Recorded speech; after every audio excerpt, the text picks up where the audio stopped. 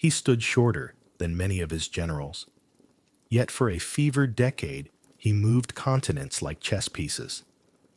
After his death, surgeons weighed his brain and found it lighter than the averages recorded in their ledgers. Still, the mind that lived inside it bent Europe into new shapes. Imagine that, an empire drawn by a hand that rested so little. On campaign, he lived on scraps of sleep, naps in a jolting carriage, minutes in a tent thick with candle smoke, while nations waited for the next command. And now, tonight, you lie down. The room is quiet. Your pillow cools beneath your cheek. While you settle into a slow breath, picture him at this same hour, hunched over a map dusted with graphite, tracing roads by wavering candlelight, listening for distant drums, the way you listen for your own heartbeat. He measured time in maneuvers. You measure it in rising and falling breaths. Yet the distance between your eyelids and his empire is only a blink. Close your eyes, and the paper rustles. The wax softens. Footsteps fade in corridors you do not need to walk. I won't tell you only of battles and treaties. Tonight we will drift through the private weather of a public man. The salt wind of Corsica clinging to a boy's jacket. The warm, polished hush of Notre Dame as a crown lifts into his hands. The frost that bites at the edge of a letter to Josephine. The doubt that arrives like midnight and stays like morning fog. You will feel the weight of ambition and the lightness of a single human breath. His, yours, threading through rooms, through years, through the thin membrane between waking and sleep. So let the tempo slow now, gently, softly. The noise of parades recedes. The banners fold themselves. The hoofbeats become your pulse. Inhale, and let the map unroll. Exhale, and let the borders blur. I'll guide you through the shadows and the light of his life, not with trumpets, but with a quiet hand at your shoulder. We begin at the edge of night, where history softens, and even an emperor grows small enough to dream. Close your eyes and let the shoreline arrive first. The air is salted and clean, cool at night, warm by day. Waves roll in with the patience of centuries, spreading themselves thin over pebbles and slipping back with a soft hiss, again and again, a lullaby older than any empire. Gulls wheel and cackle above the harbor. Their calls echo off white stone and pale stucco. A boy stands where the water dimples around his ankles, trousers wet and rolled, hair lifted by a Corsican breeze that smells of thyme and brine. The hills behind him are a darkening quilt of terraces and scrub, stitched with goat paths and low walls. Somewhere up there, a bell rings. One round note from a small church. A sound so delicate it almost dissolves into the evening. Follow him inland, slowly. Ajaccio's lanes are narrow, their stones still cool after sunset. Moisture clings to the walls, making the limestone smell faintly of dust and salt. Wooden shutters breathe out the day's heat, and the breath is fragrant, olives bruised under a thumb, bread torn open to release steam, a pot of chickpeas and garlic exhaling from a window. Smoke from small hearths drifts in feathery strands, sweetened by fig wood, then lifts away toward the faint constellations. Your fingers brush the wall as you pass, grainy, chalk smooth in places, damp in others. Your steps find the rhythm of the stones, tamp, tamp, tamp, like a small drum tucked under your chest. Listen. There is the scrape of a cart and the soft jangle of a harness. There is a woman's voice counting loaves and a child laughing at a stray cat that stalks a moth. There is the sea again, even here among houses, as if water has a memory for every street and repeats it in the key of night. In one doorway, a candle flutters, making a small theater of shadows on plaster, hands shaping dough, a knife flashing dull, a sleeve lifting to wipe a brow. The light quivers, calms, quivers again. You breathe in, you breathe out. The hour lengthens. Inside a modest room, low rafters, a floor of trodden boards. The straw mattress crackles softly when you lie down. Straw has a scent of sun and field. It cradles you the way a hillside cradles a village. The blanket is a coarse weave, but warm at the edge where it tucks under your chin. Through the open shutter comes the whisper of the harbor and a faint shine of stars. Someone murmurs a prayer in the room next door, words rolling together into rhythm rather than meaning. A boy, small, dark-eyed, turns and faces the wall, already storing away in his quick mind the shapes of citadels, the tilt of coastlines, the way paths meet at passes like choices in a life. Let your breath align with the island, slow on the drift of the wave, slower on its return. The air cools, the candle gutter pulls and steadies. The straw gives one last sigh beneath your shoulder blade. Time thins. If you listen closely, you can hear the future in the hush, not as a shout, but as a tide, a long way off, collecting itself. Now, gently, we place a bridge across the years. Keep your body where it is, heavy, safe, settled, and let your mind walk. The door opens to the night, and the night becomes a road. The stars above Corsica rearrange themselves into street lamps, their glow dropped closer to the earth. The whisper of waves deepens into the long breath of a city. Hoofbeats enter the distance. The smell of time fades. Ink takes its place, and hot tallow and damp wool pressed shoulder to shoulder. You are still lying there, yes, warm, unhurried, but your senses have crossed a small, quiet river into another world. Paris. Late in the 18th century, morning fog clings to the Seine and to the arches of bridges like a shawl. By noon, it lifts and leaves every line sharp. The cornices, the iron balconies, the flags that look brighter than they did yesterday. Listen to the murmur of cafes, where cups clink and spoons chime against porcelain. Presses thud from back rooms, spitting pamphlets that smell of fresh ink and wet paper. Pages so new, they're still warm to the touch. Voices climb stairwells and spill into streets. Orators testing thoughts. Apprentices laughing. Vendors calling fruit names that sound like music. The cobbles are slick underfoot, polished by rain and wheels. A woman sweeps her threshold with brisk strokes, pushing puddles into a seam. The broom straw whispers against stone. A boy, another boy, balances a stack of newspapers, the headlines wide-eyed, urgent. Over everything floats beeswax, softened by the heat of many bodies and many candles, the perfume of assemblies and churches alike. Follow it through a doorway where the air is still and serious. Wax tapers lift their small flames in rows. The room glows the way a seashell glows when held to light. Paper rustles. Names are called. The floor creaks under 100 careful steps, as if the building itself were inhaling, exhaling, choosing. Outside, the city's heartbeat gathers. Drums practice a steady roll that settles into your chest without startling it. Tricolor ribbons appear in lapels and on hats. They flutter, pause, and flutter again. A breeze carries the smell of gun oil and rain-wet leather, then clears to reveal ordinary comforts. Onion soup steaming on a sill, coffee spiked with chicory, a brass doorknob warmed by many hands.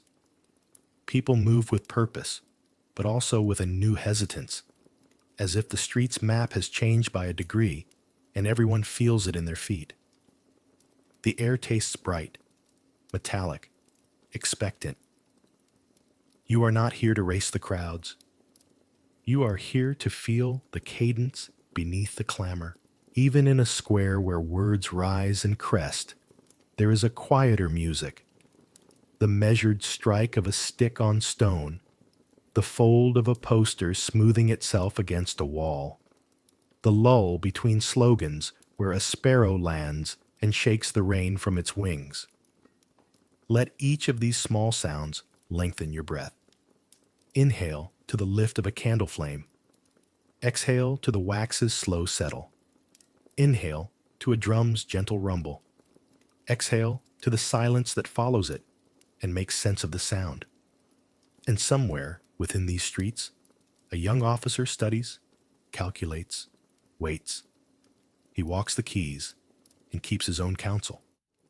He watches clouds as carefully as men, because weather, too, is a kind of vote. He carries on his skin the memory of salt air and small bells from the island. He wears in his eyes the glint of these colder lamps. He is one thread in a tapestry tightening on its loom. The city hums. The river slides.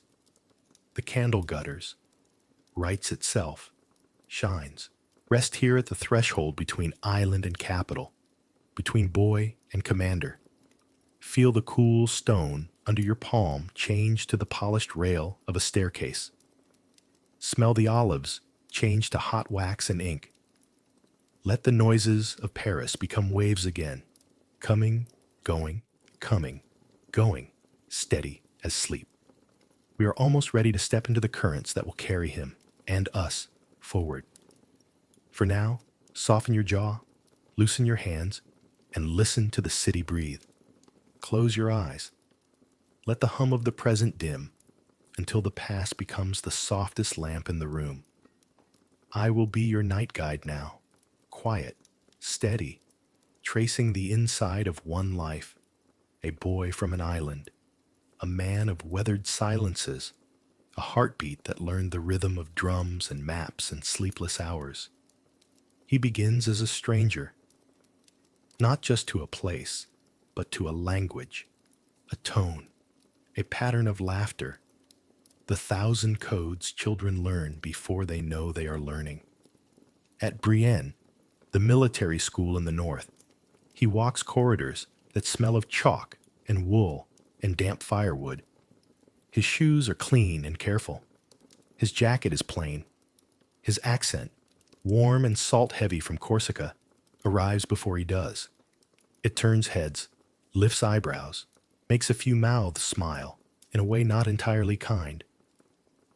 There is a small pause after he speaks, a beat in which he feels the difference between himself and the others as sharply as a pin. He does not complain. He watches.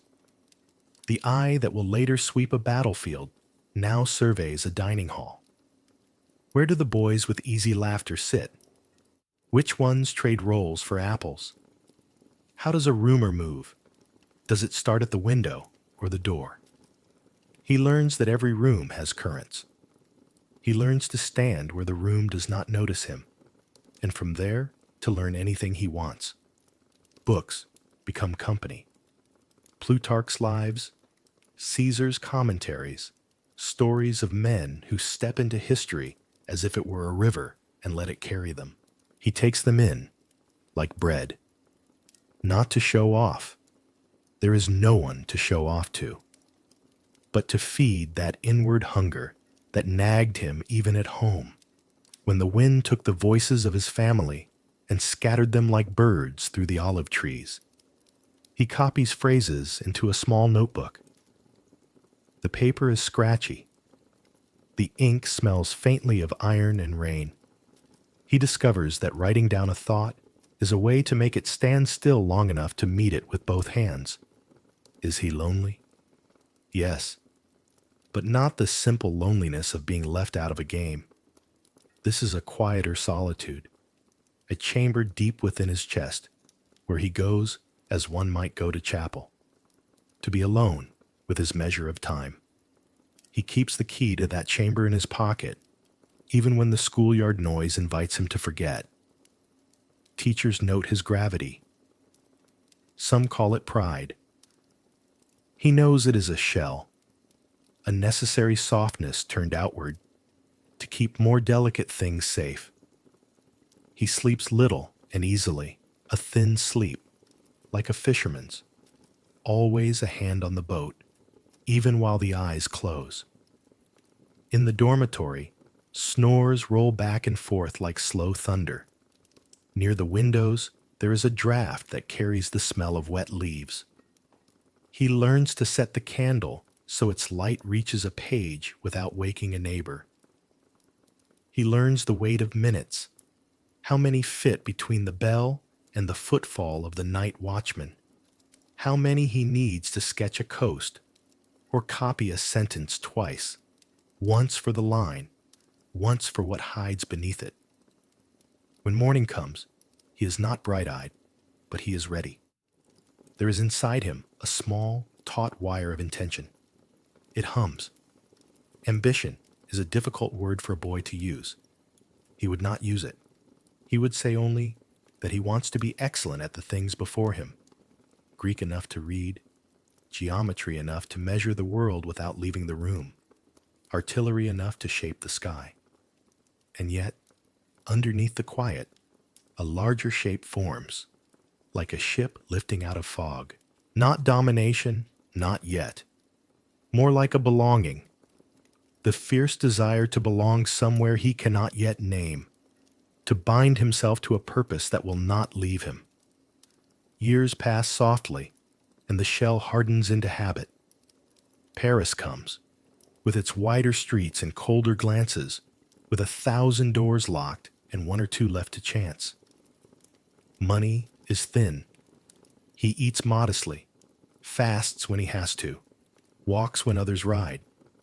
He memorizes maps for the price of a candle and a crust. In barracks and borrowed rooms, he stacks books not by subject, but by the speed with which they seize his mind. Rousseau, Montesquieu, Voltaire.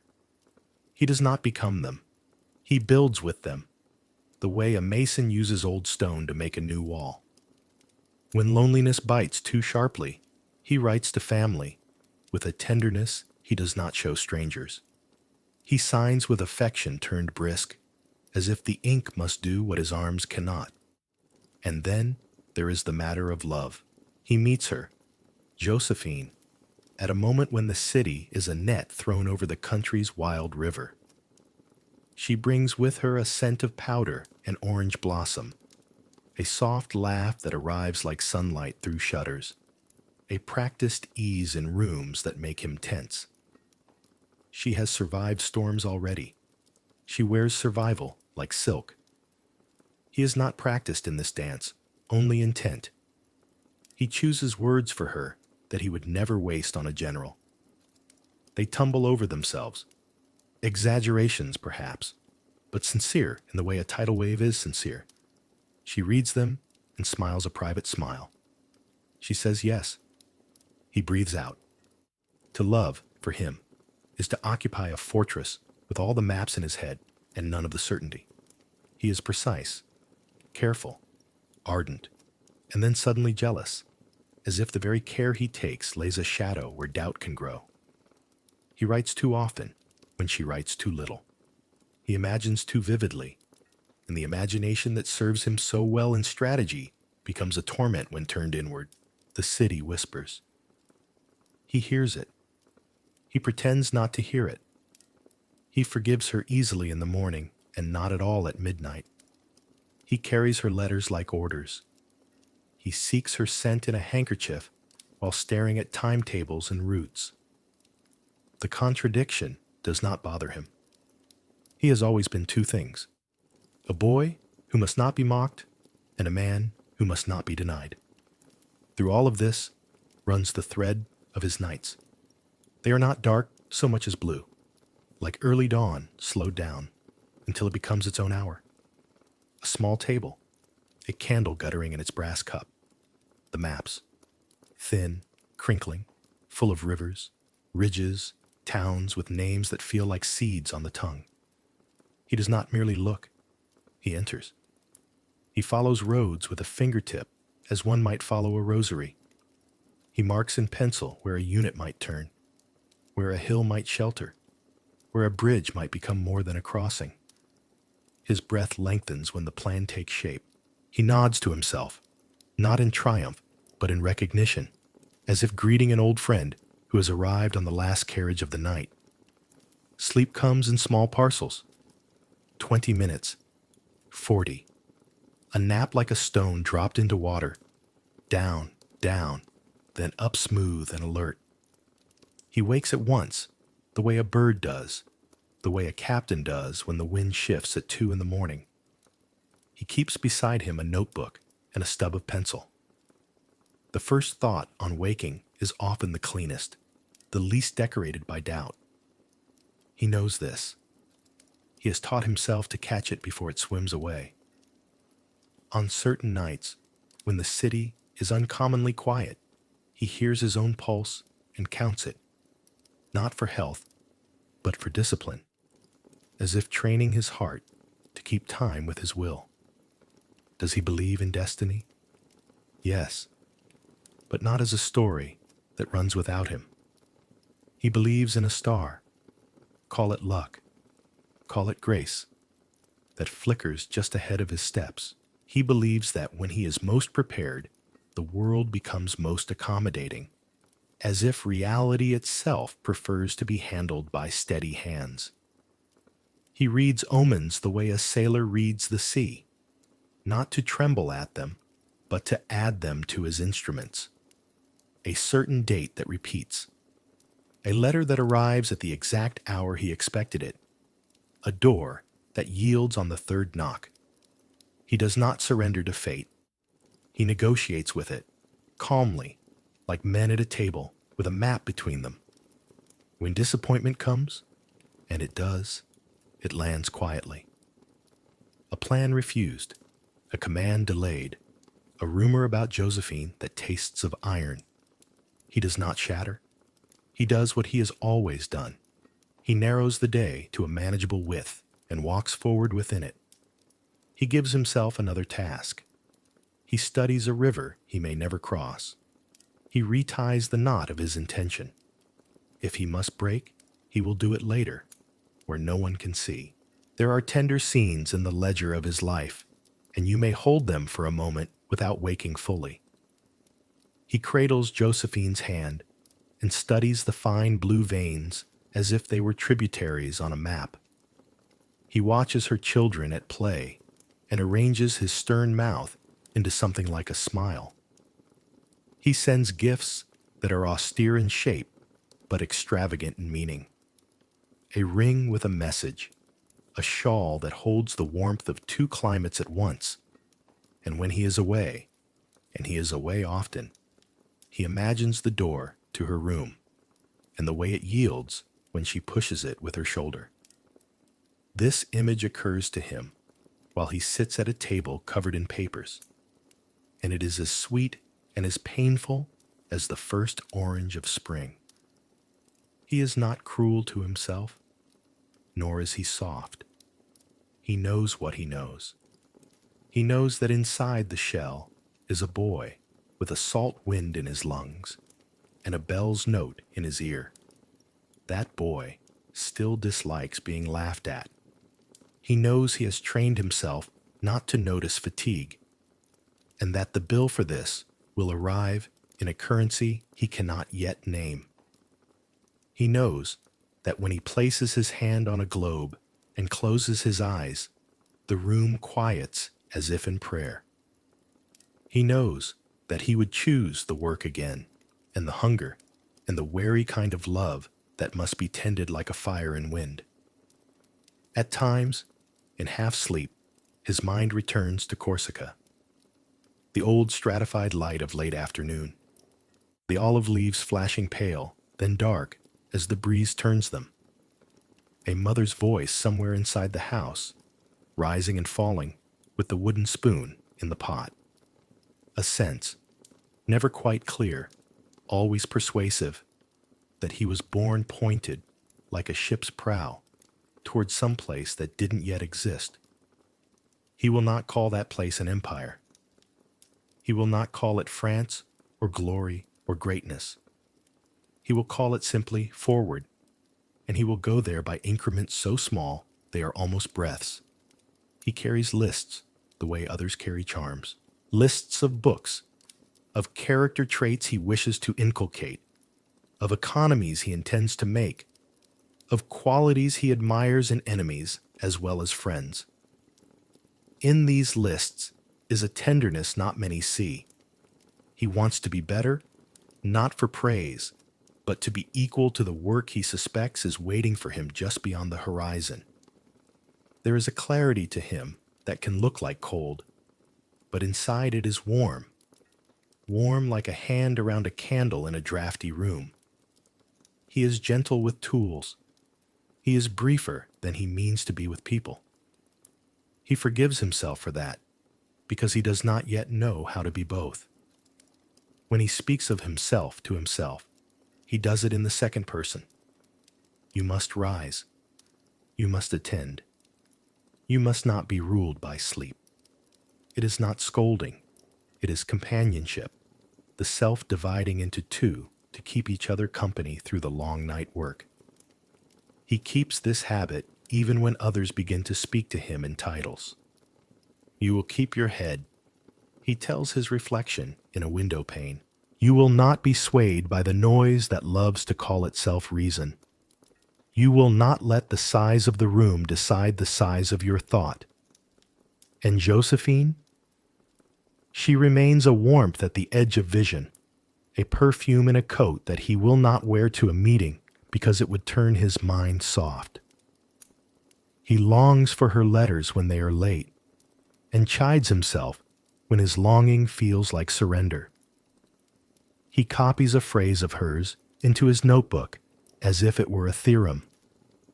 He marks in a private code the days when her affection seems free and bright, and the days when it seems professionally lit, like a room prepared for visitors. The ache is manageable. He has managed ache before. He steadies it with work the way a stone steadies a table's wobble. If you listen now to the breathing of the room you are in, you can hear his pattern. A life drawn in long lines and tiny notes. Nights stitched together by brief, clean sleep. A heart that beats to both the drum and the whisper. He believes in the star, but keeps the lamp trimmed. He is an islander who learned to move inland without losing the sea. He is a stranger who taught himself the language of command without forgetting the grammar of silence. This is the inner weather of Napoleon Bonaparte. A wind that comes off the water and crosses mountains without tiring. Fog in the hollows that burns off by noon. Sudden sun, late dew. He will make of this weather not just a mood, but a method. He will wear his solitude like a coat that no one thinks to ask him to remove. He will measure the world in paces and breaths, and mark his own progress, not by acclaim, but by the quiet exact work that no trumpet can describe. Rest here with him, at his desk and by his window, and in the straw soft fold of his rare sleep. Feel how the island is still in him, how the schoolyard pinpricks have turned into a kind of patience, how love has become a room he enters carefully, neither empty nor overcrowded, how destiny is not a thunderclap, but a low, steady light, like the pale band that gathers on the horizon before a dawn you can trust. Breathe in, and let the maps smooth under your palm. Breathe out, and let the rooms of the past grow quiet. We will turn, soon, to the world around him, the city, the councils, the murmuring ranks. For now, keep company with the boy who watched, the man who wrote, the fire that learned to burn slowly and still warm the hands held toward it. Let the city widen around you now, as if walls that were once close step back and give you air. History is not a single life. It is a weather system moving over many roofs.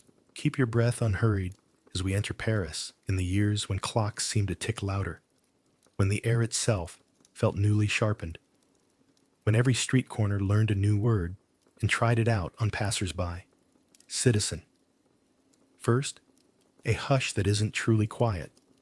More, the held breath before rain. Then the downpour. The old order loosens like a frayed hem and begins to unravel. Salons whisper turning into speeches, speeches into shouts, shouts into the rhythm of feet on cobbles. The monarchy, long seated and heavy, trembles on its dais. In the National Assembly, the wax on candles softens and leans, as if even light could be persuaded to take a side. Names that once drifted lightly in conversation, king, queen, grow heavy, edged, precarious. In the squares, paper passes from hand to hand, still warm from the press. The ink smudges onto fingertips and coats them with urgency. You do not need to see the sharpest scenes to feel the tenor of the time. Listen instead to the pulse. Drums practicing in courtyards, tools clanking in makeshift foundries, the creak of wagons carrying something covered and official. Smell hot iron, wet rope, rain on stone. Hear new songs sung with old melodies. The city has learned a new cadence, quick at the start of the day, hard and bright by noon, hushed and wondering at dusk when people count the names of those who will not return. The terror comes like a cold draft under a door you thought was sealed. It slides along floors, flicks candle flames sideways, and leaves silence where talk used to be. People measure their sentences as carefully as tailors measure cloth. They alter pronouns like coats. Call me citizen, call me comrade, and hope the fit will save them. Within this weather walks an artillery officer with island gravity, watching how power moves from parchment to street, from street to barracks, from barracks to a new kind of council. He belongs to a branch of war that thinks in lines and arcs, in the clean mathematics of angles and the stubborn physics of mud. Artillery is patient by nature, powder packed just so, fuses cut with care, wheels greased for a road that may refuse them. It suits him. The world is chaos. The gun is an argument in order. Where others see mayhem, he sees lines of sight. There is a port city, Toulon, wet with wind and brine, where royalists hold a harbor, and the emblem of the old order still flutters against the salt blue sky. In the tangle of anxious orders and political suspicion, he offers a plan as precise as a recipe. Here, batteries. Here, trenches. Here, a sequence of fire that will make the sea itself change allegiance. He is not louder than other officers, only clearer. Not bigger, only steadier. When the guns speak, they speak with a single mouth, and the city hears. The harbor changes hands. A young man steps out of smoke with the smell of spent powder in his coat, and France begins to pronounce his name the way a violin learns a new note. The revolution is a staircase with missing steps. One must look down to place a foot. Governments come and go with the seasons, the convention, the directory, each promising steadiness, each finding the ground still soft. He climbs without swagger, not because he is timid, but because he knows that a fall from any height hurts the same. Those above him glance over their shoulders and see not a rival, but a solution, a mind that can turn instructions into geometry, geometry into movement.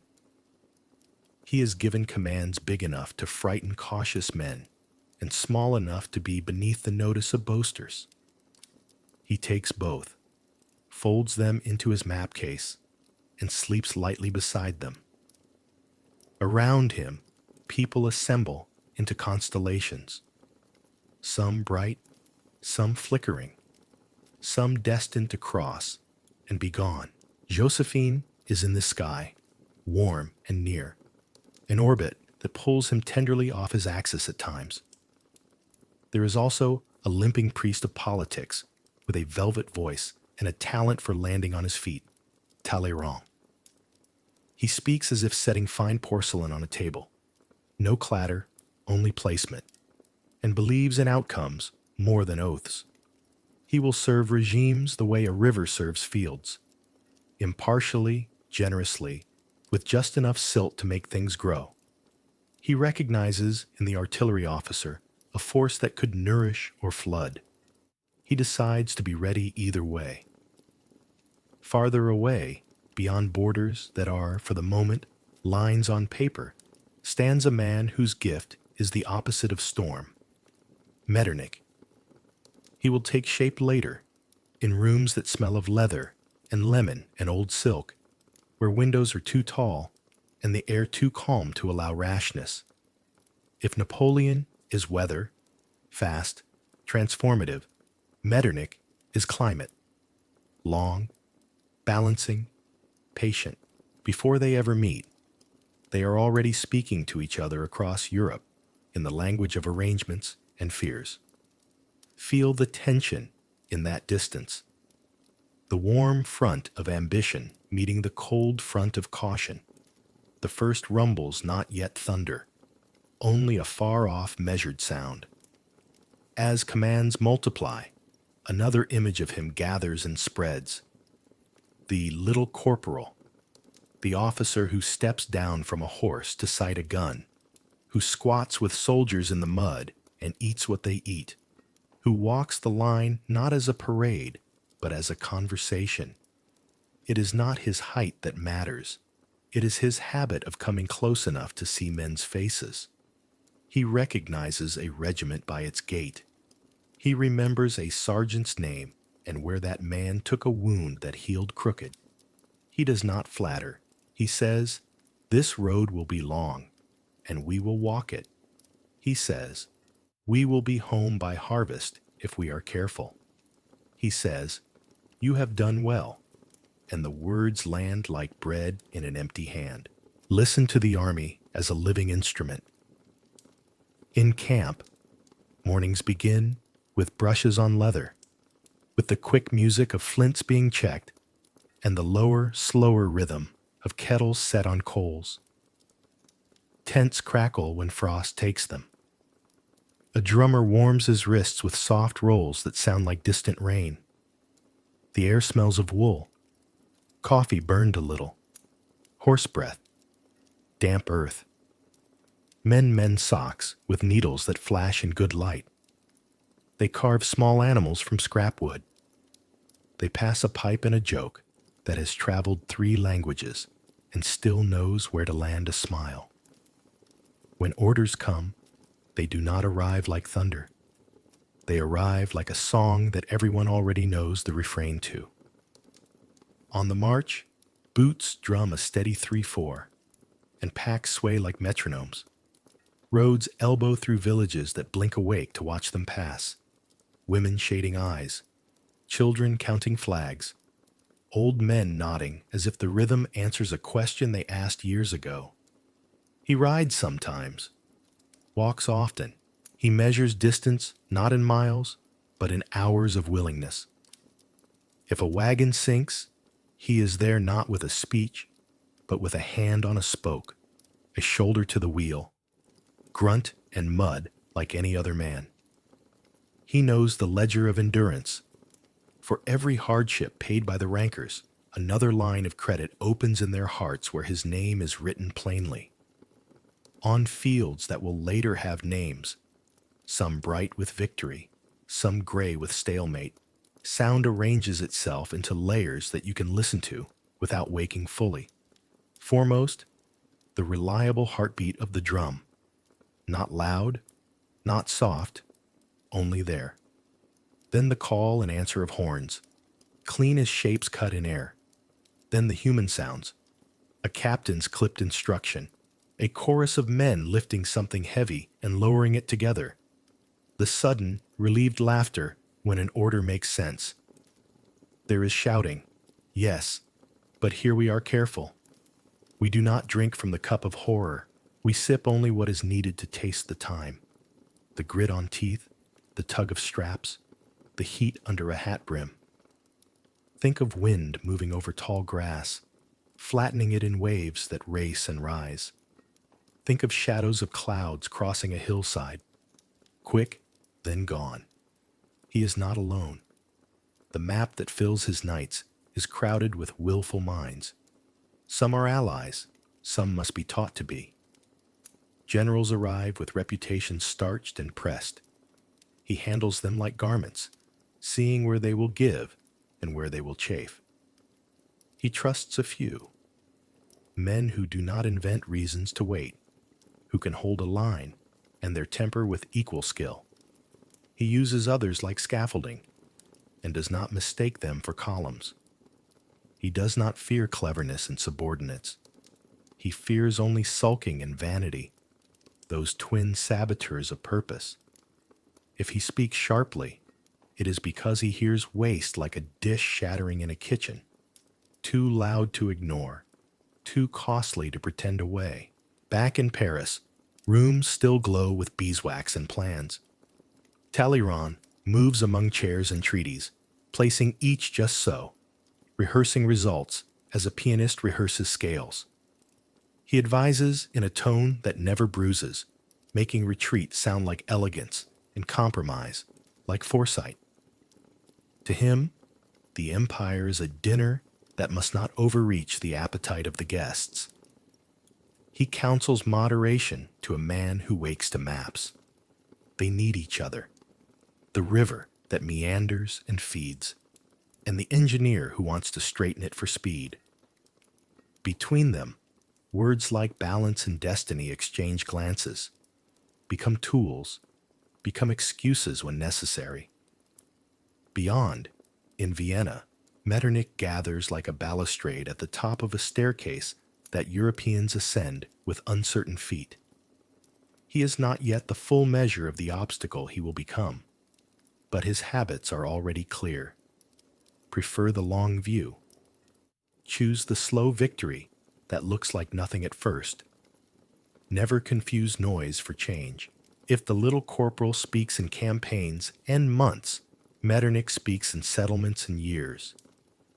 If Napoleon thinks of pressure applied here causing movement there, Metternich thinks of cushions placed between hard edges so that no sudden braking breaks the carriage.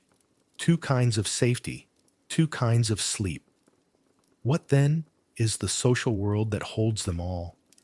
Imagine a fabric woven from many threads. Soldiers with rough hands and careful hearts. Politicians whose phrases are furniture that can be moved but not sat upon for long. Merchants who warm to the idea that clear roads and predictable laws are worth more than any slogan. Mothers who read letters slowly and fold them twice for luck. Priests who learn new words for old consolations. Journalists whose ink dries faster than certainty. And always, always, the quiet majority who rise, work, love, mend, and hope that the weather, literal and political, will be mild enough for harvest. The revolution has taught Europe to listen for hoofbeats even when the road is empty. It has taught men who never expected to choose to fashion choices out of thin air. It has taught a young officer that power dislikes a vacuum, and that speed, when coupled with attention, can fill openings before names are assigned to them. He becomes, therefore, not just a participant, but a medium. Through him, the era experiments with forms, consul, emperor, lawgiver, rebel, asking each in turn, will this hold? He answers temporarily by making things hold through will alone. With soldiers, his language remains human scale. He tells them stories about themselves, that they are capable of what the day will ask. that their feet will find the ground even when it is uneven, that their hunger has a destination and not just a cause. He rewards quickly, punishes briefly, forgives when he can do so without weakening the structure.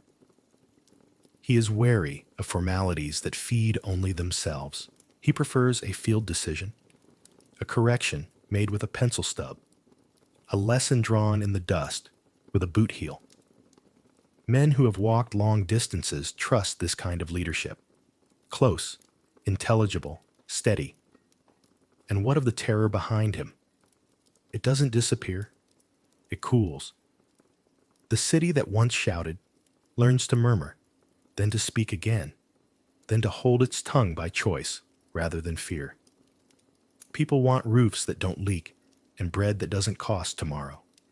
He senses this as delicately as he senses a change in weather. If law can be made to feel like stone underfoot and not sand, armies will not be needed every hour to keep order. He codifies, arranges, standardizes, things that do not sing, but hum. The hum is sleep-friendly. Lives can lean on it and rest. You may imagine him now between two sounds. Behind him, the revolutionary roar, fading but not gone. Before him, the discreet clink of glasses in Vienna, where Metternich's patience waits. Around him, the constant drum of boots and the low talk of men whose world has become both larger and simpler. In this triangle of noise, he finds his tempo. Not frantic, not slow, purposeful. A metronome set by a wrist that knows both music and march. In camp at night, the social world is reduced to human scale again. A captain reads by lantern and licks a finger to turn stiff pages. A private wraps his feet in cloth and sighs when the ache ebbs. Someone hums a tune from home that a man from another province somehow knows. They discover the melody has crossed mountains no army could. The moon whitens tent ropes and gun barrels, as democratic as frost. The emperor, he will be called that soon enough, sits in a coat with the collar turned up, a map on his lap, a circle of officers around him. Talleyrand is not there. This is not his hour. Metternich is not there. This is not his element. Only the steady breathing of men who will rise at dawn and do what is asked. If you wish to sleep, you can rest your head here on the edge of this world. The cobbles of Paris cool behind you. The polished floors of Vienna wait far ahead. The earth of Europe supports your spine. The little corporal is a story soldiers tell themselves to be brave without shouting. The revolution has left in its wake both fear and a clean-washed sky. The allies and adversaries who orbit him skate and glide on halls of waxed wood. He walks mud and chalk and snow and somehow turns each into a road. Breathe with the drum now, soft even. Inhale with the lift of a banner in a small night wind. Exhale with the fold of it as the breeze passes. Keep the sharper edges of the time at arm's length, and notice instead the textures. Paper warm from a press, wool drying by a fire. Leather gloves lined up like sleeping hands. The faint scent of gun oil that, in this hour, is only another smell among many. The social world that makes and unmakes him is vast, but it can be held, for a moment, in this restful frame. People moving together, not because they are forced, but because the day itself invites the movement. And at the center, a man who can hear that invitation and answer in the key of order. Let the camera pull back now, slowly, kindly, until the single life becomes a city of lives, then a country of cities, then a continent arranging and rearranging its furniture. Keep your breath smooth and unhurried. We won't hurry either. We will climb to a balcony where the view is wide, and from there watch certain rooms light up in sequence. a cathedral, a council chamber, a map spread under a hand, a road that keeps going until it disappears into weather. First, Notre Dame. The morning is pale. The cathedral stone holds the cool of centuries. Beeswax breathes softly from 1,000 candles. The light shivers in gold trims and on enamel, in the polished hollows of carved saints. Bells answer bells across the city, as if roofs were talking from one slate to another. Inside, the air is threaded with incense and expectations. The Pope has come, an old authority carried quietly on new roads. Officers in bright sashes form a bright river along the aisles. Magistrates stand with the composed gravity of clocks. And there, moving with a measured pace that refuses tremble, a man processes through the nave. He has rehearsed this moment in his mind as carefully as a campaign, not for the ornament, but for the meaning. When the crown, heavy, glittering, the history of kings hammered into a ring, enters his hands, a hush draws down like a veil. Instead of bowing for it, he lifts it himself. He does not refuse the Pope. He simply says with a single gesture what he has felt since youth, that legitimacy can be built and then inhabited, that no one grants you a star. You steer by it until at last the night admits it is yours. He places the crown upon his head. The choir rises. The city listens. The continent takes note. History, which often prefers ceremony to content, recognizes that in the 2 seconds when a man crowned himself, a new grammar of power became possible. Empire follows like a dressed room after a foundation. Not only soldiers and flags, but roads and rules, weights and measures, schools and courts arranged to hum at the same pitch. Think of splendor not as glare, but as polish. Uniforms brushed to a quiet sheen.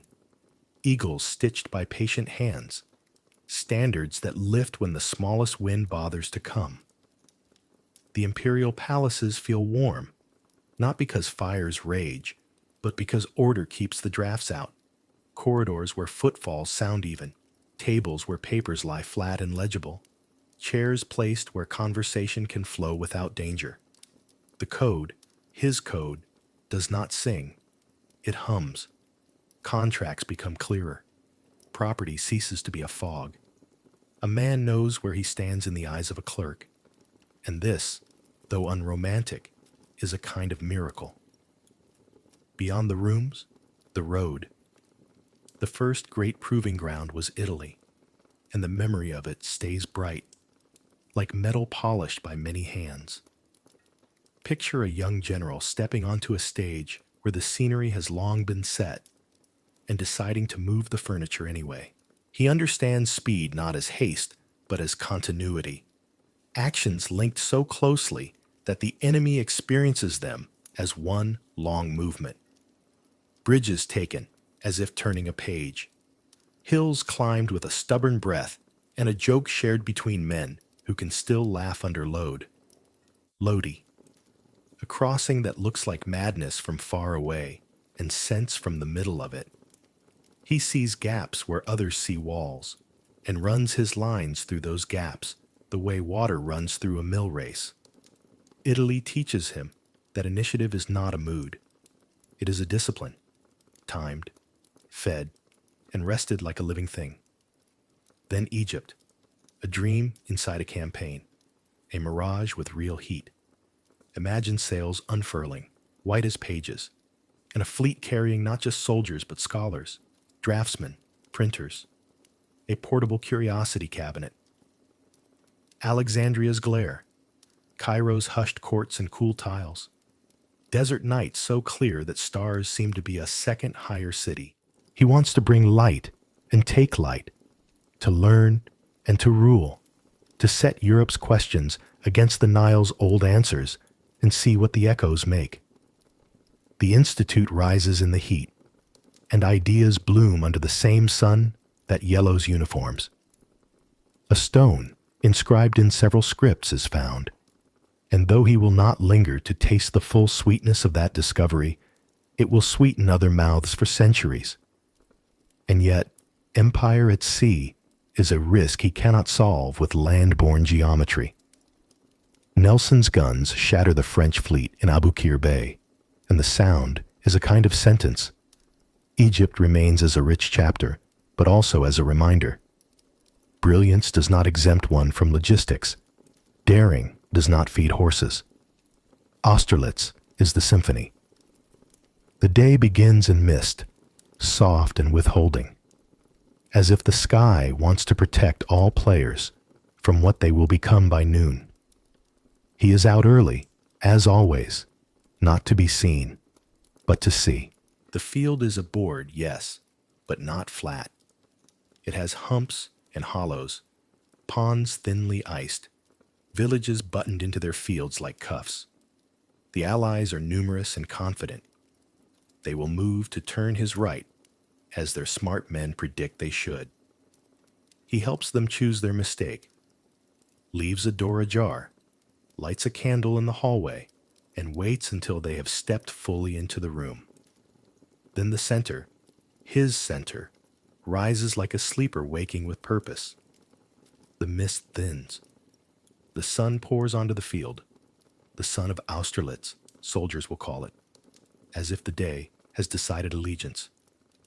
Movements learned in grim practice unfold now with a dancer's economy. The music swells, and when it ends, the field is changed. Not by spectacle, but by precision.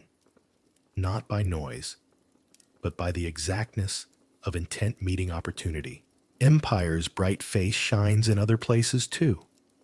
Classrooms, where the sons of farmers copy Latin declensions under maps of a world that feels newly available. Courtrooms, where magistrates wear seriousness like a well-fitted coat. Workshops, where guilds give way to contracts and skill can travel as far as a man's feet can carry him. Standards become coherent. Meters that do not change from town to town. Coins that ring the same everywhere. Papers that can cross a river and still be understood. In a Europe long accustomed to local rules and the comfortable fog of exceptions, this clarity feels like a window opened after a long winter. But behind every window are drafts, and every bright lamp casts a shadow. The armies that carry the eagles learn the tax of movement paid in quiet installments. Boots that thin too early in a season, hands cracked from leather stiff with dew, shoulders that forget what it is to relax. They love him, the little corporal who remembers their stories and steps into their mud. But love does not lighten a pack by a single ounce. Spain becomes a long ache, a road that never quite arrives. The land there bristles. The people learn to fight as water fights rocks by wearing them slowly. Victories are won, and yet the room does not get warmer. The draft persists. And then Russia, where the map is technically accurate and spiritually misleading. In summer, the distances seem generous, the roads dusty but compliant, the nights long enough to count one's blessings. Then the season turns, as if a great door has swung shut. The air hardens. Breath becomes something you can see and almost break. The famous city, reached at last, offers emptiness and ash, the kind of silence that is not mercy but strategy. Fires make their own weather, and for one night the sky looks like an opera curtain being lowered too slowly. He waits, the way a man might wait for a letter that will not come. Then the waiting ends, not because the letter arrives, but because winter writes a different one. The retreat is a word we will pronounce softly. Think of snow that squeaks underfoot and refuses to be footprints because new snow is always coming. Think of leather that once obeyed hands now stiffening into corners. Think of men who have walked all day, warming one another with stories of kitchens and fields, then sleeping in bundles, a single shared breath rising like a small cloud. Think of officers who talk in murmurs so that hope will not wake and look around. Rivers that used to be bridges become walls. Bridges become tests. Tests become memorials with no inscriptions. The army, which felt like a single creature moving in great strides, becomes many creatures moving in small ones, each step its own argument for mourning. After Russia come reckonings. Allies remember old loyalties. Opponents recruit new ones. In Leipzig, the continent crowds onto a single stage. The Battle of Nations, they will call it, because the audience decided to perform. Even Napoleon's music grows difficult to conduct at that volume. He does not collapse. He calculates. He bargains with fate, and fate this time remembers old debts. He abdicates and is shown to a smaller stage, Elba, where the scenery is tidy and the stakes, people say, are lower. But hearts do not downscale as tidily as maps. He returns. Of course he does. 100 days is a long breath taken before the world resumes its previous sentence. Waterloo is a field, and also a word that will become a metaphor. It rains the night before, and the ground decides to be part of the story. The morning finds squares of infantry standing like furniture arranged against a storm, while cavalry moves like weather. He is still himself, seeing, guessing, adjusting. But speed, his oldest ally, is elsewhere. By evening, the light is the color of endings. The coats that shone now simply exist. The drums sound more like hearts than like orders. He leaves the field, not disgraced, but denied. There is one more voyage to make, not on a river of troops, but on the open ocean. St. Helena, a small rock in a large thought. The sea has a long memory and a simple mood. It does not flatter, does not argue, does not pick sides. He walks with his hands behind his back and time in front of him like a slow animal. He dictates, refines, erases, dictates again. He remembers Italy, Egypt, the sun at Austerlitz, the chill of Russia, the precise click of a pen in a quiet room, signing a law that would outlive the ink. He complains sometimes to those who will listen, because complaint is a human way of proving one still exists. He grows calm sometimes, because calm is the other way.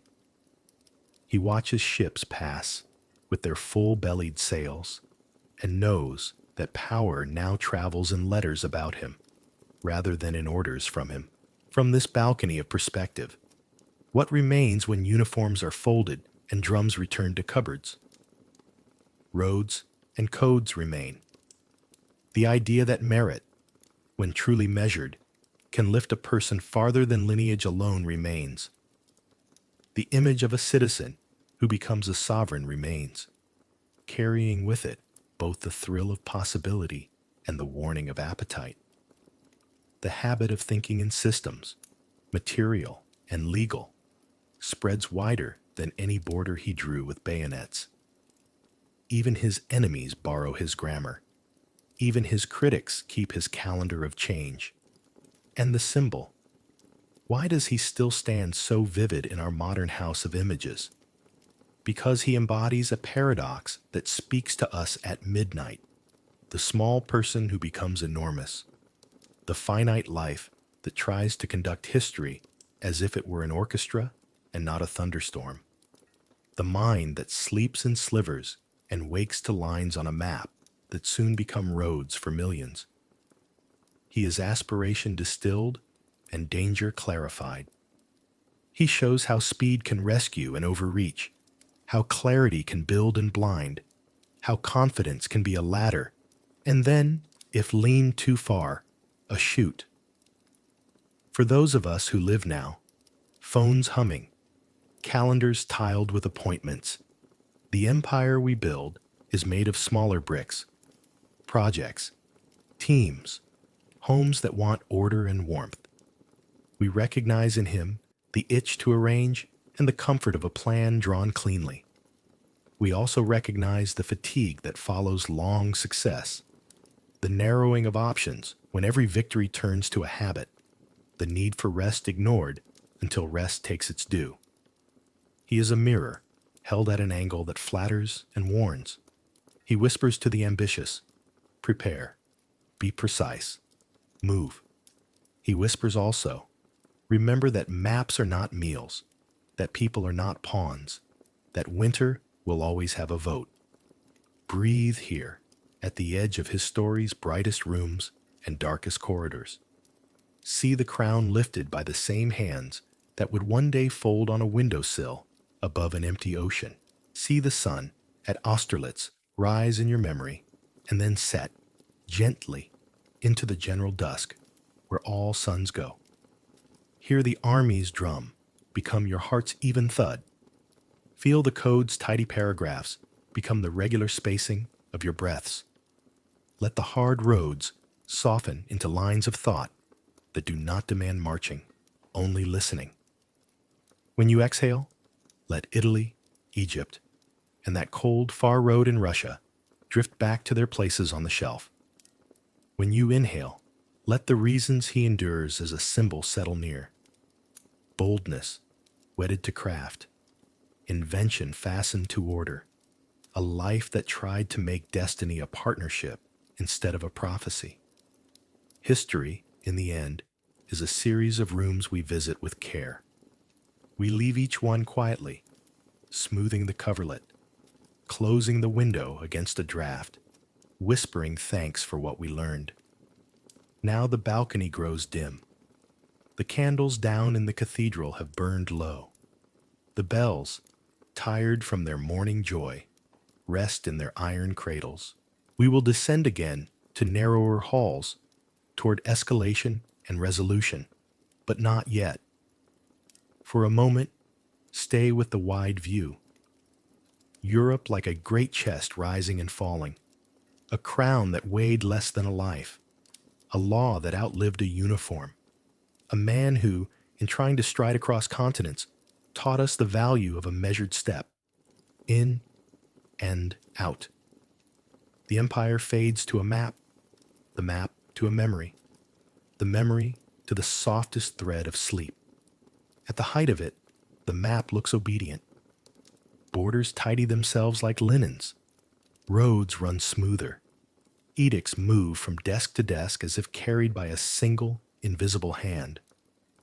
In Paris, clocks keep honest time, and across a sweep of Europe the same ideas arrive in the same envelopes. Weights and measures agreeing, courts speaking a common tongue, schools opening their doors to sons who never expected such rooms. The empire gleams not only in gold, but in order. Allies stand shoulder to shoulder. Client kingdoms align their banners like books on a well-ordered shelf. From Madrid to Warsaw, the air seems to ring with the same bright note. Forward. And yet even at noon, a day has shadows. The very coherence that made merchants smile also squeezes them. The system that starved an island enemy also starves friends of old habits. Resentments collect like lint in the corners no one dusts. Spain smolders. Austria watches and learns the new arithmetic of caution. Prussia remembers and waits. Russia, vast, quiet, and courteous, like a great house that has shut its inner doors, keeps its own council and its own calendar. On certain evenings, the emperor stands beside a window, face half in lamplight, and listens to silence as if it were a message. He is not afraid. He is attentive. He feels pressure as other men feel weather. The ring of allies is not a wedding band. It is a chain, and chains creak. Promises loosen in the night. Agents speak softly and carry folded papers.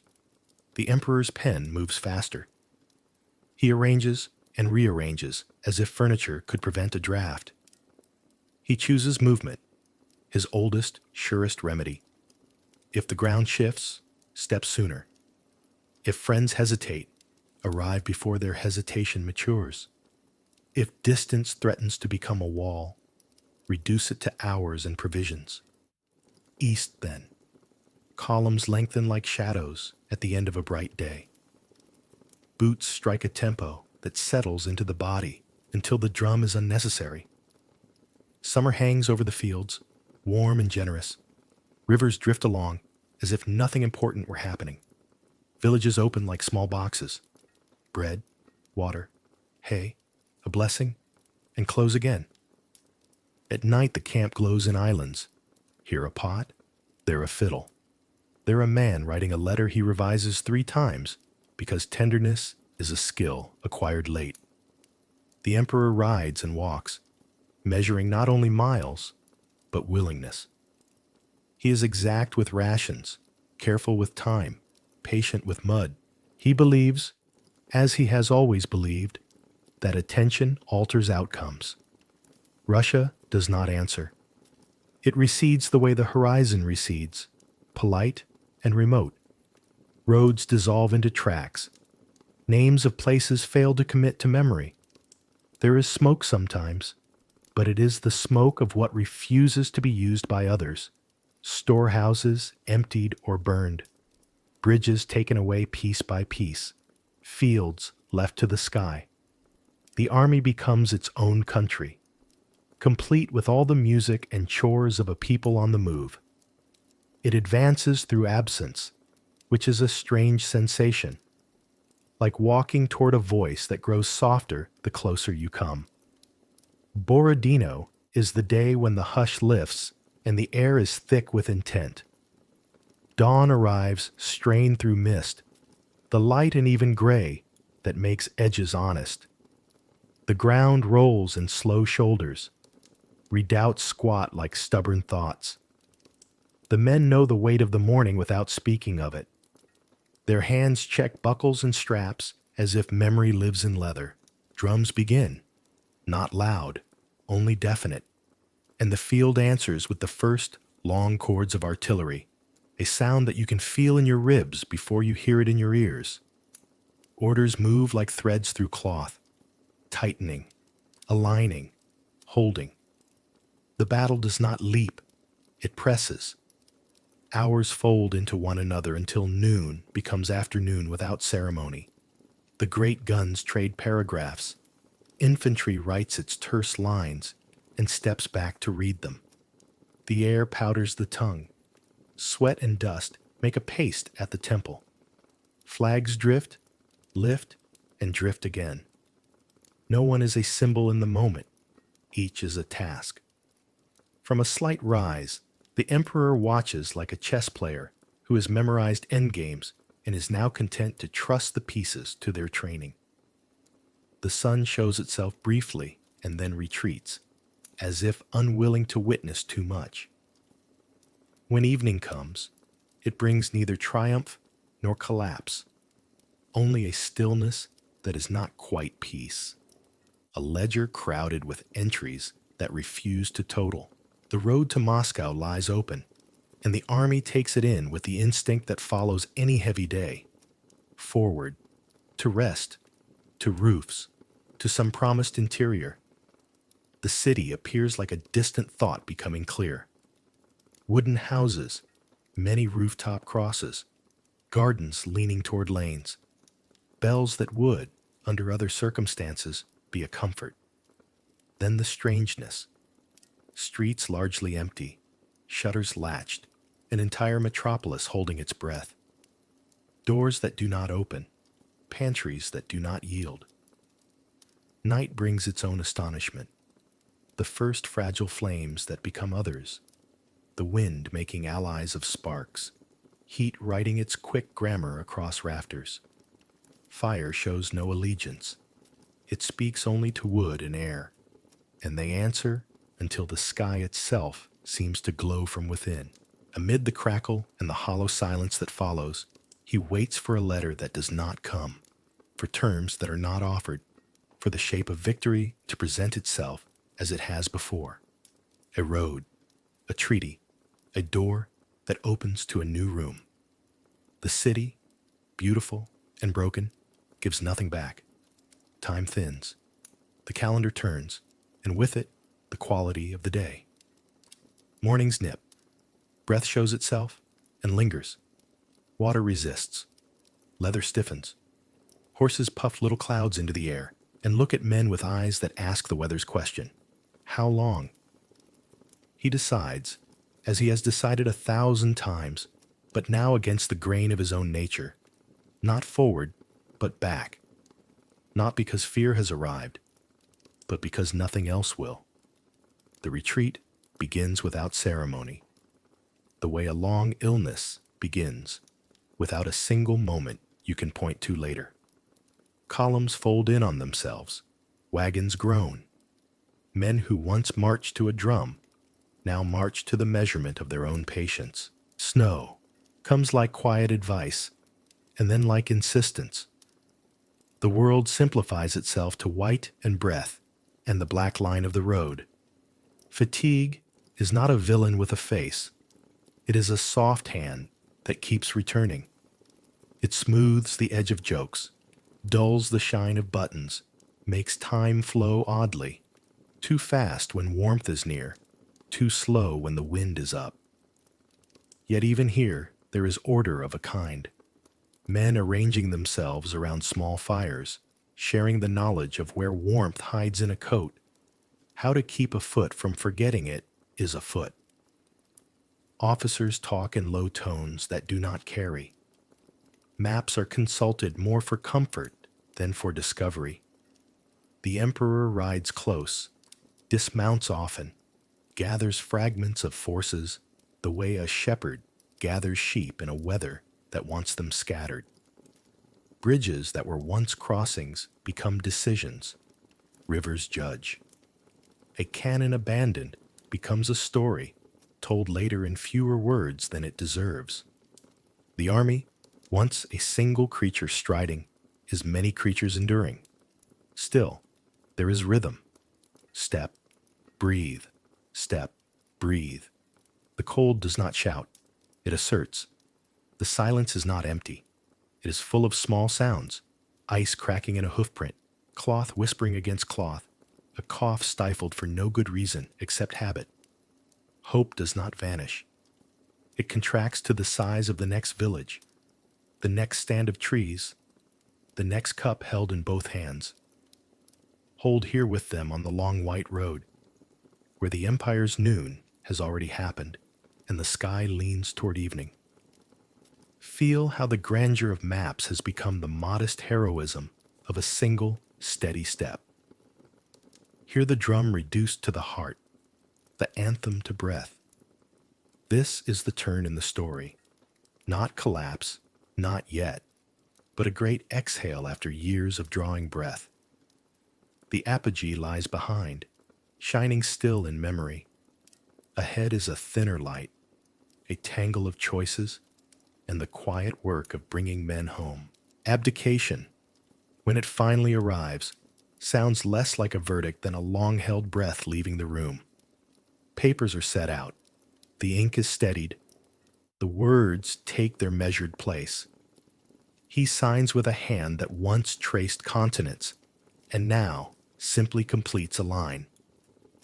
Paris recedes the way a dream recedes upon waking, details intact, urgency gone. Orders soften into farewells. Horses stamp in courtyards that have learned every kind of echo. He goes not as a shadow, not as a parade, but as a man who has decided to stand down his own legend for a time and let the weather change without him. Elba is small and bright, a jewel set in a quiet sea. The island smells of salt and orange peel, of sun-warmed stone. Here, the calendar shrinks to human scale again. Mornings with lists, afternoons with walks, evenings with a lamp and a map of roads that loop back to where they began. He governs in miniature, harbors, gardens, a garrison-sized hope. Villagers learn to tip their hats to a figure who passes with the same quick stride as before, though the stride now measures yards, not leagues. He repairs walls, organizes work, sets a rhythm that keeps the hands occupied and the mind from fraying. At night, the surf does what drums once did, keeps time. But Europe is not done with him, and his pulse is not done with Europe. News drifts across the water, treaties balanced like porcelain, intentions stacked like plates. He hears the faint creak of that same old chain of allies. One morning, the sea lies flat as paper, and on it he writes his answer. Sails fill. The island dwindles. On the long, low horizon of France, 1,000 private stories tense into a single line. He has returned. The 100 days move with the clarity of a dream that knows exactly where it wants to go. Roads remember his hoofbeats. Villages gather at their thresholds, first curious, then smiling, then weeping. The old salute finds the old hands. Officers who swore elsewise yesterday discover that their hearts have kept a key for this door. Paris lifts like a chest taking air. He is again what history trained him to be, a conductor summoning music from instruments that have missed his hand. Waterloo is a field of patient grass and stubborn weather. The night rains as if to wash the day clean before it begins. The morning rises heavy, the ground making small, silent arguments against speed. Squares and charges, guns and counterguns. Familiar figures move through familiar measures, but the tempo is half a beat off. He sees as sharply as ever, adjusts as fast as ever, but the world refuses to move at his command's old voltage. By evening, the light thins into the color of endings. The army that once felt like a single stride is many honest steps, each brave, each insufficient. He leaves the field not as a myth punctured, but as a man concluded. Then the ocean, vast and impartial. St. Helena waits like a punctuation mark at the end of a very long sentence. The air tastes of salt and distance. The wind speaks without metaphors. Days lengthen not because they are idle, but because they are empty of decisions that change other people's sleep. He walks the paths of the garden with his hands behind his back, pausing to touch a leaf, to study a cloud's slow grammar. He dictates memories. Italy bright as hammered copper, Egypt a sunlit riddle, Austerlitz radiant and exact, Russia a white corridor without end. He refines, revises, rescales. He is severe on himself in the morning, kinder by afternoon, philosophical by the time the lamp is lit. At night, the sea becomes a vast breathing. The house grows quiet. On the desk, a pen rests its fine point. On the sill, a moth tests the window and accepts its limit. He remembers Josephine not as a problem to be solved, but as a fragrance that once transformed the air of a room. He recalls soldiers by name, not as ranks, but as voices that rose at roll call and answered present. He thinks of laws set in neat paragraphs that outlast uniforms and anthems. He lets failures be failures without tearing them into tatters. He lets victories find their correct, smaller size and sit comfortably beside them.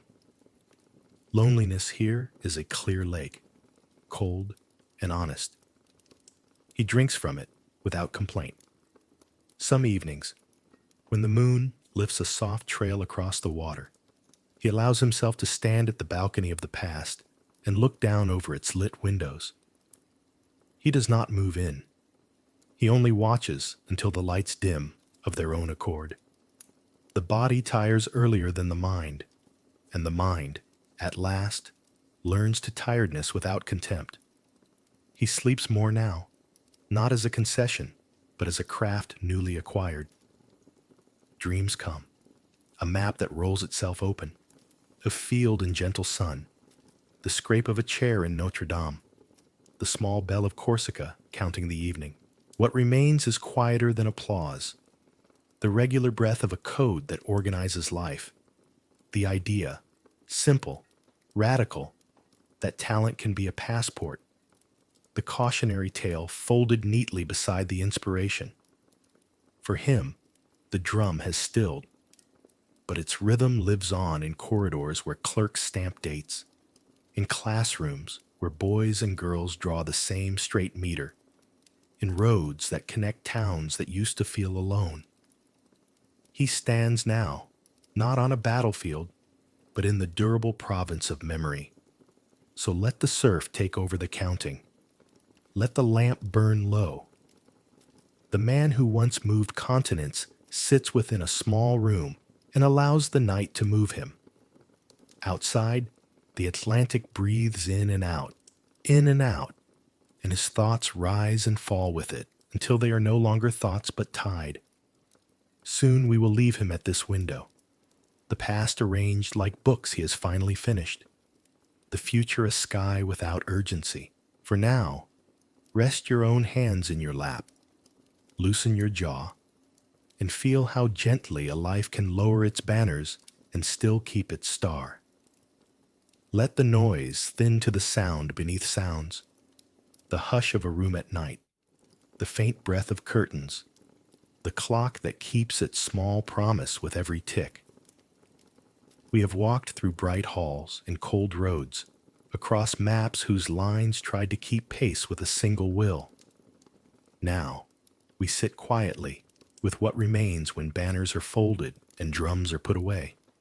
Life, too, is like this, large for a moment, then tender in retrospect, a dream that asks to be understood rather than won. Think of an empire as morning mist rising off water. At dawn, it looks solid, a silver continent.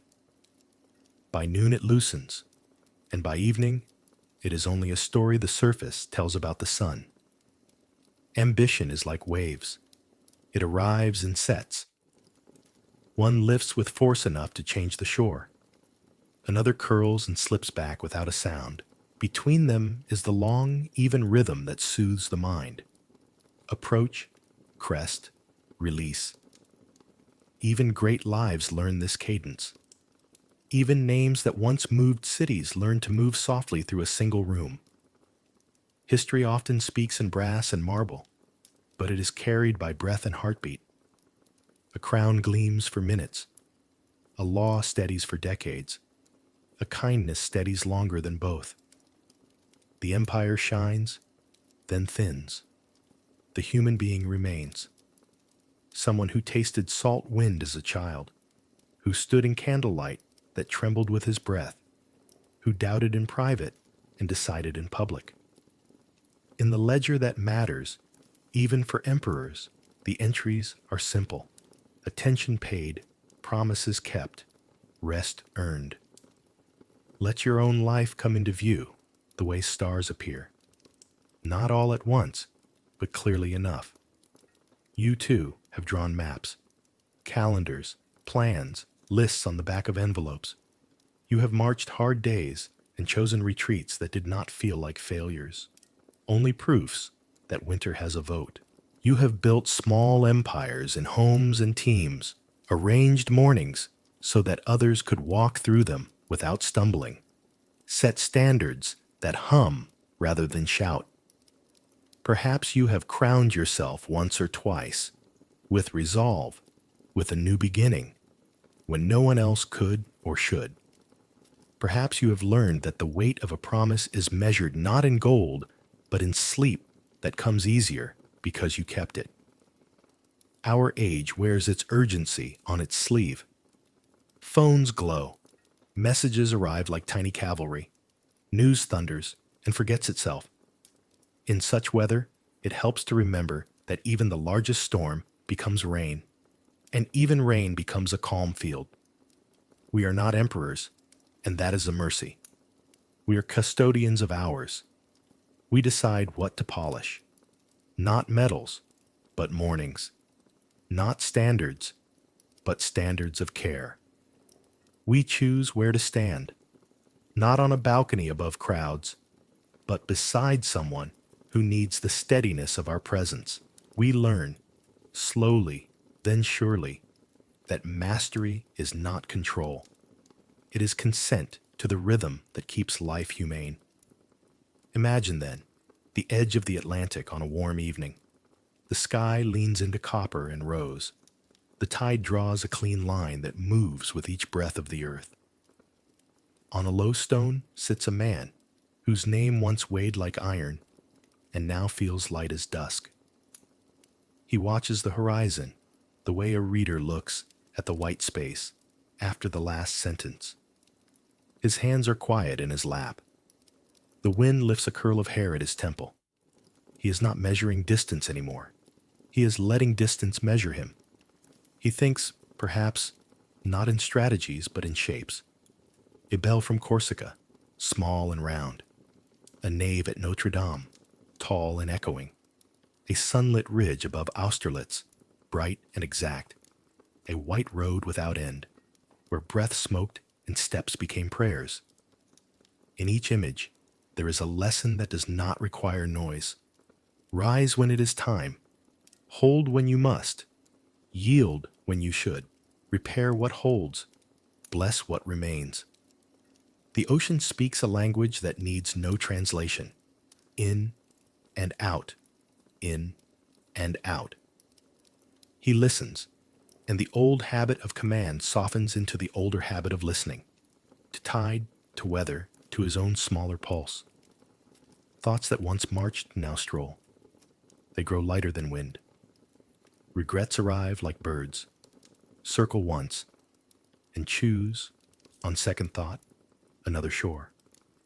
Pride loosens its collar. Even memory stops arranging itself into columns and simply wanders the garden of what was, touching leaves without needing to pick them. You might join him for a minute. No title required. Sit on the same long rock. Feel the stone's slow warmth absorb through the day. Let the salt air clean the corners of your thinking. Whatever crown you wore today, set it beside you on the sand. The tide will not take it, and if it did, the sea would only polish it to something simpler and true. Whatever banner you carried, fold it once, fold it again, and let it become a pillow for your better sleep. A truth drifts in with the evening. The self you have to be tomorrow is built tonight, not by vows barked in the dark, but by gentleness toward your own effort. History remembers the sun at noon. Life rewards the lamp at midnight. Leave a small light on, a promise to the morning that you will meet it as you are, which is more than enough. Breathe in the sea's cool grammar. Breathe out the day's heat. Watch the horizon fade into one calm band of color, and admit without shame, everything important, from empires to friendships, is made of rhythms we tend and then release. Somewhere behind the house, a door closes softly. On the path, moths practice their careful aim. Waves unroll and rewind the same sentence with infinite patience, teaching you how to end without loss. The man beside you, once the conductor of crowded maps, leans back and lets the sky finish its work. His thoughts, lighter than wind, skim the surface and dissolve. Yours can too. Take inventory of what will travel with you into sleep. One steady breath. One lesson about ambition that knows when to bow. One kindness you owe and can pay. One shoreless trust that tides return. Set down what is sharper, the argument you already won and do not need to replay. The headline that will look smaller in the morning. The plan that can wait for the mercy of coffee and daylight. The sun slips its last coin of light into the seam of the sea. The first stars take their quiet posts. You may consider, as he does, that greatness is not a height, but a posture. Shoulders unlifted, jaw unclenched, attention offered generously to what is here. You may concede that control is a brief guest, while care is a tenant who pays on time. You may decide, tonight, that your empire is this breath, this bed, this life, kept warm by order you can choose, and gentleness you can give. Now, the horizon is a single dark thread, the surf a slow loom. The world weaves sleep into the edges of the day. If a crown appears in your dream, let it be light enough to wear without effort. If a map appears, let it be a garden plan with wide paths and places to sit. If a drum appears, let it keep the tempo of your heart, neither faster nor slower, simply faithful. Stay a moment longer with the ocean and the quiet figure on the stone. Watch how both grow less distinct and somehow more real as night gathers. Hear how the sentence of the waves grows longer between commas. Feel the air cool and settle on your forehead like a hand. When you are ready, stand only in the inside way. Let your mind rise and walk toward sleep, while the body remains an island, warm and still. The tide turns. The lamp inside the house is pinched. The emperor and the evening agree to end their talk. You are left with a soft arithmetic of rest, in and out. A line of breath you can trust. Everything that must wait will wait.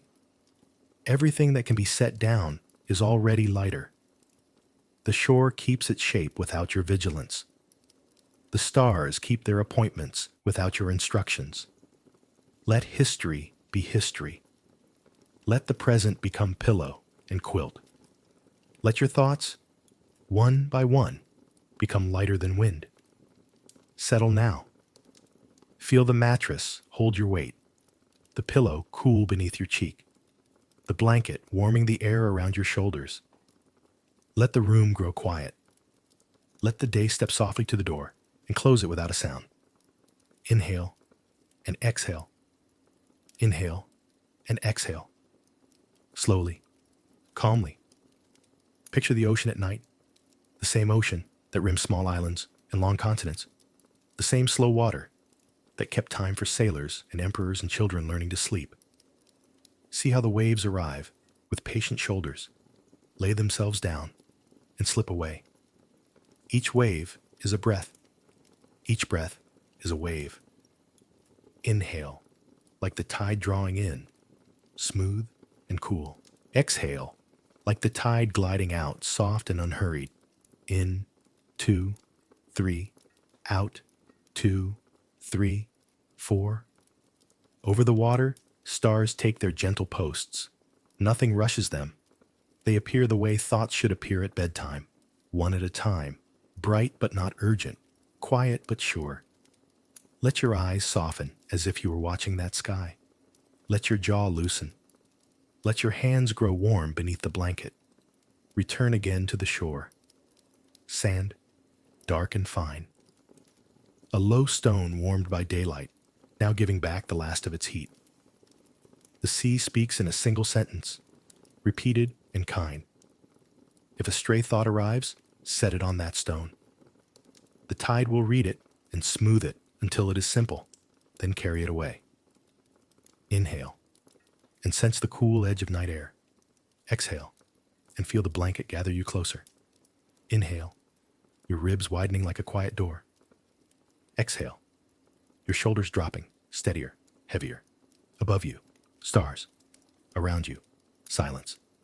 Against your skin, warmth. Keep these three, and let the rest float. Lists can wait. News can dim. Maps can roll themselves. The only drum left is your heart, even and friendly, keeping time at a pace made for rest. Let the room be a harbor, curtains a soft sail, the bed a small, sure boat. You are moored. The knots are good. The water is mild. Nothing is required. Nothing is late. The world can circle its own lamps while you keep only one, a tiny flame behind your ribs, steady, sheltered, low. Inhale, 2, 3.